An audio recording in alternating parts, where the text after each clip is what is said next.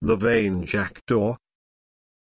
Jupiter announced that he intended to appoint a king over the birds, and named a day on which they were to appear before his throne, when he would select the most beautiful of them all to be their ruler. Wishing to look their best on the occasion, they repaired to the banks of a stream, where they busied themselves in washing and preening their feathers. The Jackdaw was there along with the rest, and realized that, with his ugly plumage, he would have no chance of being chosen as he was, so he waited till they were all gone, and then picked up the most gaudy of the feathers they had dropped, and fastened them about his own body, with the result that he looked gayer than any of them. When the appointed day came, the birds assembled before Jupiter's throne, and, after passing them in review, he was about to make the Jackdaw king, when all the rest set upon the king-elect, stripped him of his borrowed plumes, and exposed him for the Jackdaw that he was. The Traveller and His Dog. A traveller was about to start on a journey, and said to his dog, who was stretching himself by the door, "Come, what are you yawning for? Hurry up and get ready, I mean you to go with me." But the dog merely wagged his tail and said quietly, "I'm ready, master, it's you I'm waiting for." The Shipwrecked Man and the Sea. A shipwrecked man cast up on the beach fell asleep after his struggle with the waves. When he woke up, he bitterly reproached the sea for its treachery in enticing men with its smooth and smiling surface, and then, when they were well embarked, turning in fury upon them and sending both ship and sailors to destruction. The sea arose in the form of a woman, and replied, "Lay not the blame on me, O sailor, but on the winds. By nature I am as calm and safe as the land itself, but the winds fall upon me with their gusts and gales, and lash me into a fury that is not natural to me." The Wild Boar and the Fox. A wild boar was engaged in whetting his tusks upon the trunk of a tree in the forest when a fox came by and, seeing what he was at, said to him, "Why are you doing that, pray? The huntsmen are not out today, and there are no other dangers at hand that I can see." "True, my friend," replied the boar, "but the instant my life is in danger I shall need to use my tusks. There'll be no time to sharpen them then." Mercury and the Sculptor. Mercury was very anxious to know in what estimation he was held by mankind, so he disguised himself as a man and walked into a sculptor's studio, where there were a number of statues finished and ready for sale.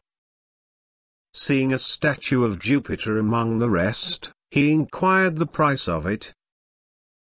"A crown," said the sculptor. "Is that all?" said he, laughing, and, pointing to one of Juno, "How much is that one?" "That," was the reply, "is half a crown." "And how much might you be wanting for that one over there, now?" he continued, pointing to a statue of himself. "That one," said the sculptor. "Oh, I'll throw him in for nothing if you'll buy the other two." The Fawn and His Mother. A hind said to her fawn, who was now well grown and strong, "My son, nature has given you a powerful body and a stout pair of horns, and I can't think why you are such a coward as to run away from the hounds." Just then they both heard the sound of a pack in full cry, but at a considerable distance. "You stay where you are," said the hind, "never mind me, and with that she ran off as fast as her legs could carry her. The Fox and the Lion. A fox who had never seen a lion one day met one, and was so terrified at the sight of him that he was ready to die with fear. After a time he met him again, and was still rather frightened, but not nearly so much as he had been when he met him first. But when he saw him for the third time he was so far from being afraid that he went up to him and began to talk to him as if he had known him all his life. The Eagle and His Captor. A man once caught an eagle, and after clipping his wings turned him loose among the fowls in his hen house, where he moped in a corner, looking very dejected and forlorn. After a while his captor was glad enough to sell him to a neighbor, who took him home and let his wings grow again. As soon as he had recovered the use of them, the eagle flew out and caught a hare, which he brought home and presented to his benefactor. A fox observed this, and said to the eagle, "Don't waste your gifts on him. Go and give them to the man who first caught you, make him your friend, and then perhaps he won't catch you and clip your wings a second time." The Blacksmith and His Dog. A blacksmith had a little dog, which used to sleep when his master was at work, but was very wide awake indeed when it was time for meals. One day his master pretended to be disgusted at this, and when he had thrown him a bone as usual, he said, "What on earth is the good of a lazy cur like you? When I am hammering away at my anvil, you just curl up and go to sleep, but no sooner do I stop for a mouthful of food than you wake up and wag your tail to be fed. Those who will not work deserve to starve."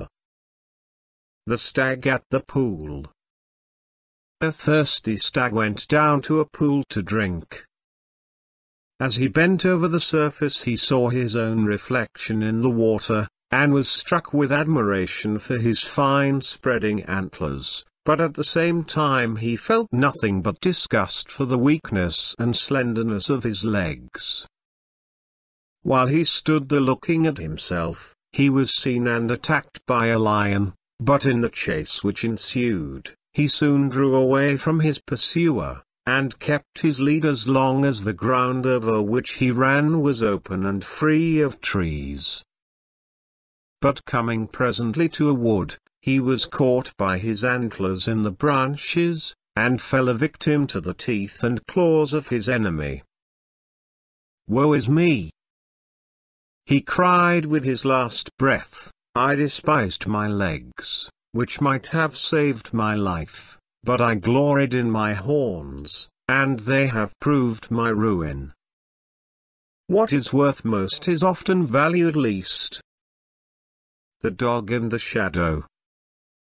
A dog was crossing a plank bridge over a stream with a piece of meat in his mouth, when he happened to see his own reflection in the water. He thought it was another dog with a piece of meat twice as big, so he let go his own, and flew at the other dog to get the larger piece. But, of course, all that happened was that he got neither, for one was only a shadow, and the other was carried away by the current. Mercury and the Tradesman.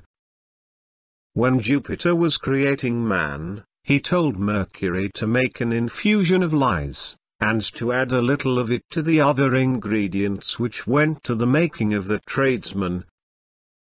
Mercury did so, and introduced an equal amount into each in turn: the tallow chandler, and the greengrocer, and the haberdasher, and all, till he came to the horse dealer, who was last on the list, when, finding that he had a quantity of the infusion still left, he put it all into him. This is why all tradesmen lie more or less, but they none of them lie like a horse dealer. the Mice and the Weasels.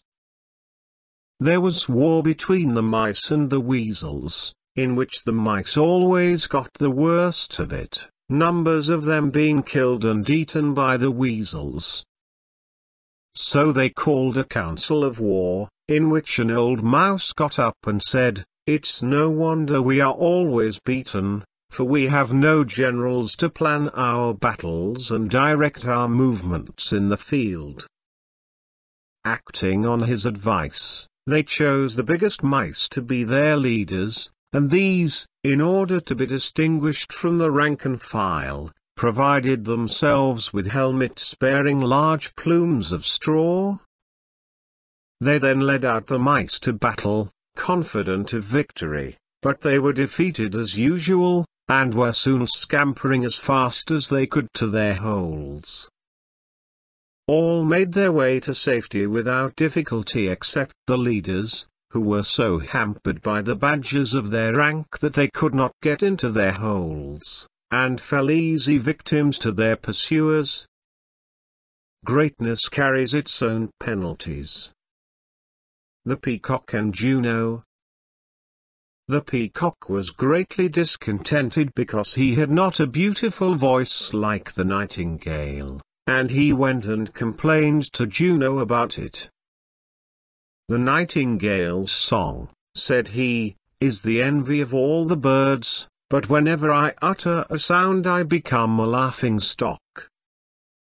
The goddess tried to console him by saying, "You have not, it is true, the power of song, but then you far excel all the rest in beauty, your neck flashes like the emerald and your splendid tail is a marvel of gorgeous color." But the peacock was not appeased. "What is the use," said he, "of being beautiful, with a voice like mine?" Then Juno replied, with a shade of sternness in her tones, "Fate has allotted to all their destined gifts, to yourself beauty, to the eagle strength, to the nightingale song, and so on to all the rest in their degree, but you alone are dissatisfied with your portion. Make, then, no more complaints.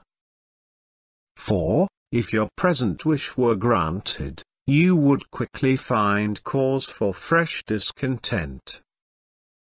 The Bear and the Fox. A bear was once bragging about his generous feelings, and saying how refined he was compared with other animals.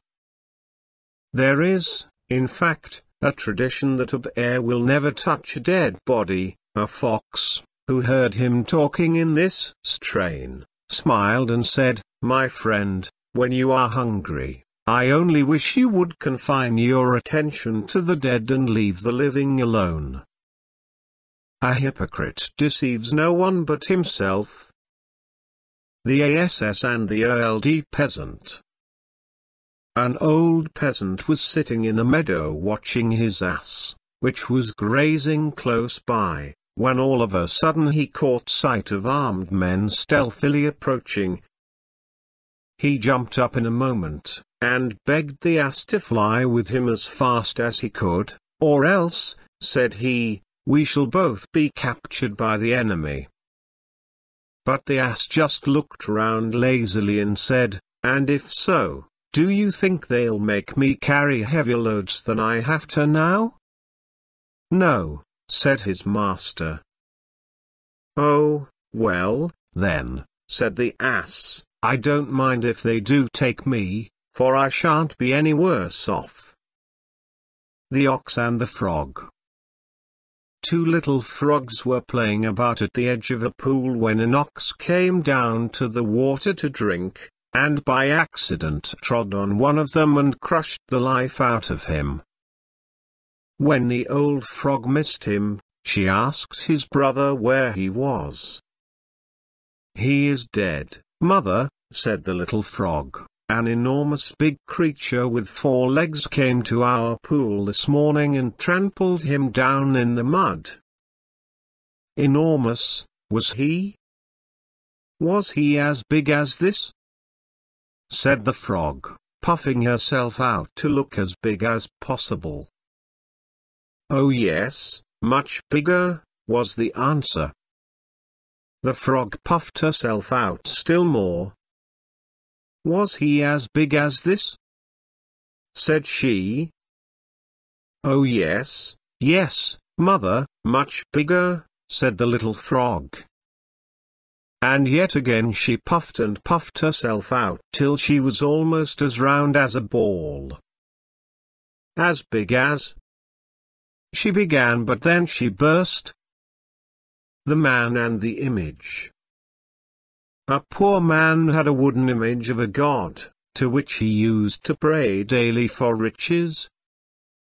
He did this for a long time, but remained as poor as ever, till one day he caught up the image in disgust and hurled it with all his strength against the wall.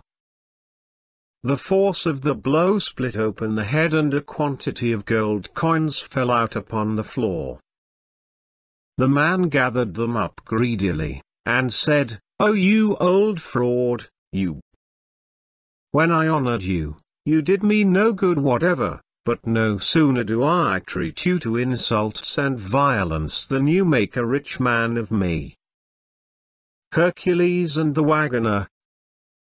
A wagoner was driving his team along a muddy lane with a full load behind them, when the wheels of his wagon sank so deep in the mire that no efforts of his horses could move them. As he stood there, looking helplessly on, and calling loudly at intervals upon Hercules for assistance, the god himself appeared, and said to him, "Put your shoulder to the wheel, man, and goad on your horses, and then you may call on Hercules to assist you. If you won't lift a finger to help yourself, you can't expect Hercules or anyone else to come to your aid. Heaven helps those who help themselves." The pomegranate, the apple tree, and the bramble. A pomegranate and an apple tree were disputing about the quality of their fruits, and each claimed that its own was the better of the two. High words passed between them, and a violent quarrel was imminent, when a bramble impudently poked its head out of a neighboring hedge and said, "There, that's enough. My friends, don't let us quarrel." The lion, the bear, and the fox. A lion and a bear were fighting for possession of a kid, which they had both seized at the same moment. The battle was long and fierce, and at length both of them were exhausted, and lay upon the ground severely wounded and gasping for breath. A fox had all the time been prowling round and watching the fight, and when he saw the combatants lying there too weak to move, he slipped in and seized the kid, and ran off with it. They looked on helplessly, and one said to the other, "Here we've been mauling each other all this while, and no one the better for it except the fox." The Blackamoor. A man once bought an Ethiopian slave, who had a black skin like all Ethiopians, but his new master thought his color was due to his late owners having neglected him, and that all he wanted was a good scrubbing. So he set to work with plenty of soap and hot water, and rubbed away at him with a will, but all to no purpose. His skin remained as black as ever, while the poor wretch all but died from the cold he caught. The two soldiers and the robber. Two soldiers traveling together were set upon by a robber.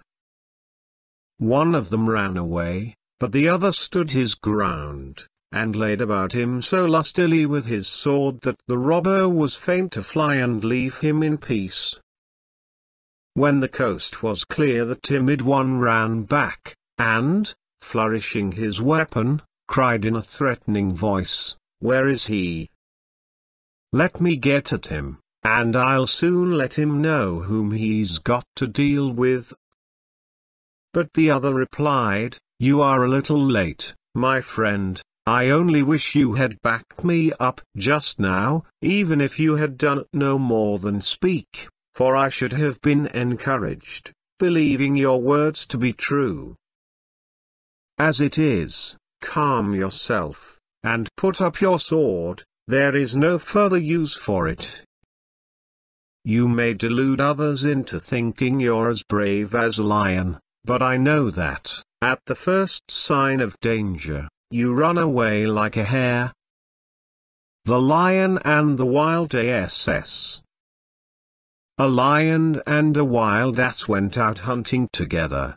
The latter was to run down the prey by his superior speed, and the former would then come up and dispatch it.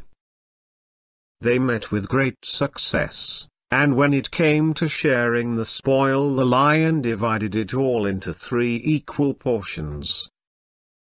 "I will take the first," said he, "because I am king of the beasts. I will also take the second, because, as your partner, I am entitled to half of what remains, and as for the third, well, unless you give it up to me and take yourself off pretty quick, the third, believe me, will make you feel very sorry for yourself."